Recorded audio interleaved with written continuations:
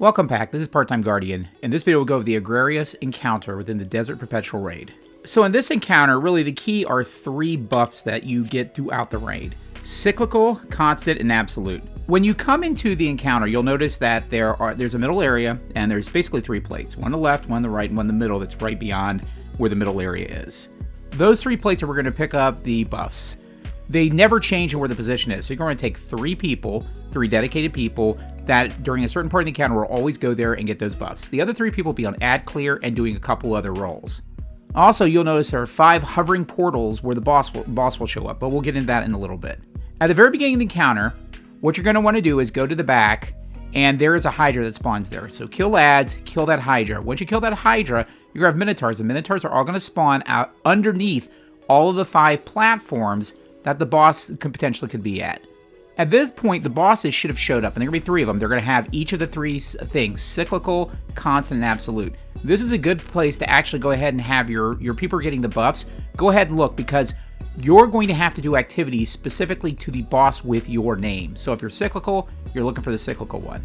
Next, killing the Minotaurs, which is primarily what everyone's going to do it, but you're really going to rely primarily on your ad clear people here. You're going to take the Minotaurs, kill them, and that's where cronons fall. Once you pick up a chronon, take it and put it within the gates. Once all of the 5 gates are lit up, the next portion of the encounter will show up. At that point, you're going to have wyverns that show up.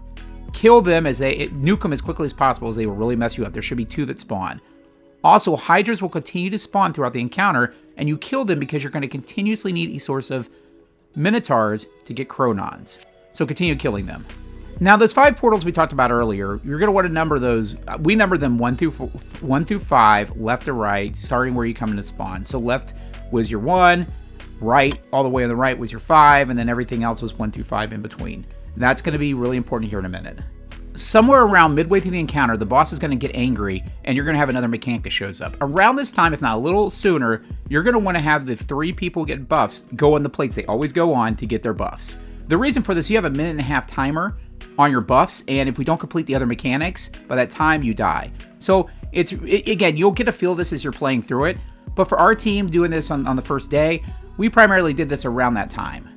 Once he says he's angry, not too long after that, one of the bosses is going to use the attack that's similar. Basically, it's an attack. It's a laser beam that after 10 seconds, if you don't hide or break cover, it will kill you.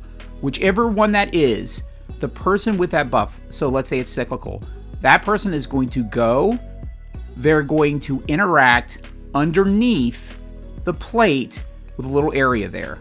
Once they have that, they're aligned.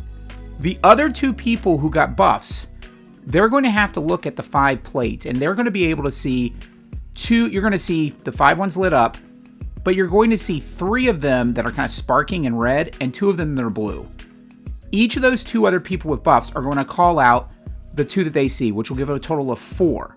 Now, we had some bugs during our runs where sometimes it's 3 or people could see all of them, but for the most part, it's supposed to be 2 each.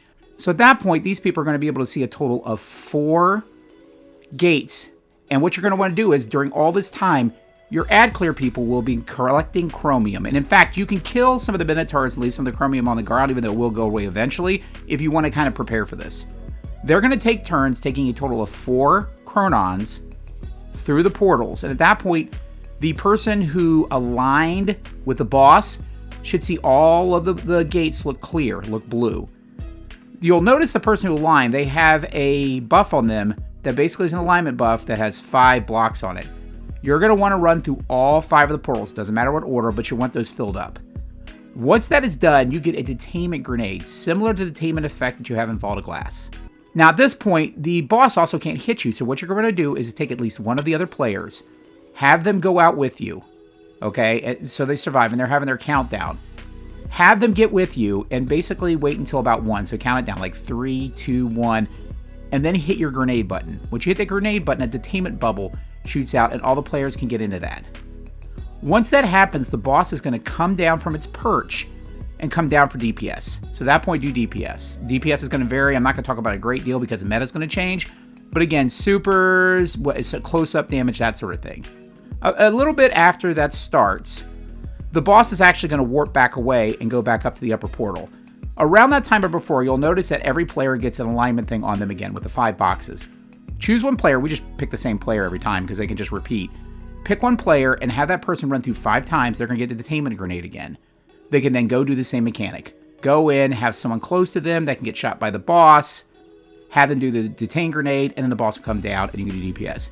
You can do this a total of 3 times. The first time for the original alignment player and 2 for additional players. And at that point, 1 round of DPS is done. Once 1 round of DPS is done, you'll notice that the boss that was set to the alignment of the person who did the aligning, that's a lot of words, but that boss is gone, so there'll be 2 left.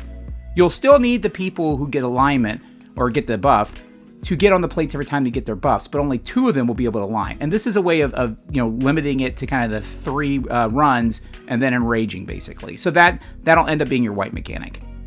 So that's really it, guys. This raid so far has been super fun. This is a super fun encounter.